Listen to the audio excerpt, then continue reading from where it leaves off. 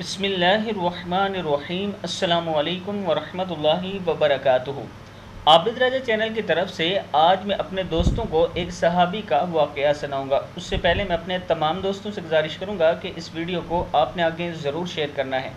تو شروع کرتے ہیں۔ بسم اللہ الرحمن الرحیم۔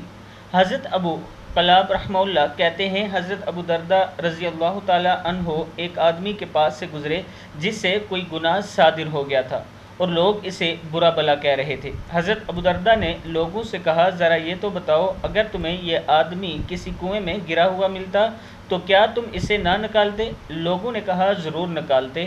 حضرت ابو دردہ نے کہا، تم اسے برا بھلا نہ کہو اور اللہ کا شکر ادا کرو کہ اس نے تمہیں اس گناہ سے بچا رکھا ہے۔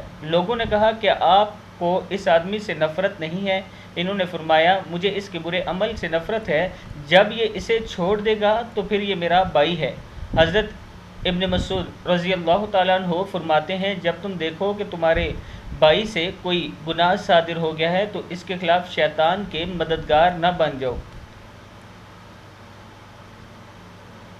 کہ یہ بد دعا کرنے لگ جائے کہ اے اللہ اسے رسوا فرما، اے اللہ اس پر لعنت بھیج، بلکہ اللہ سے اس کے لیے اور اپنے لیے عافیت مانگو۔ ہم حضرت محمد صلی اللہ علیہ وآلہ وسلم کے صحابہ اس وقت تک کسی آدمی کے بارے میں کوئی بات نہیں کہتے تھے جب تک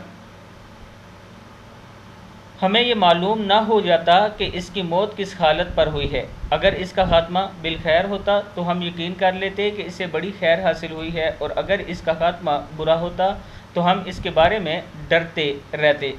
کتاب کا حوالہ یہ نیچے موجود ہے، آپ دیکھ سکتے ہیں۔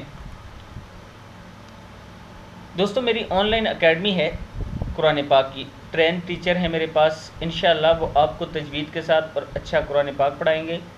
اگر آؤٹ آف کنٹری سے کچھ لوگ پڑھنا چاہتے ہیں تو مجھے اس نمبر پر واٹس اپ کر سکتے ہیں، مجھ سے رابطہ کر سکتے ہیں۔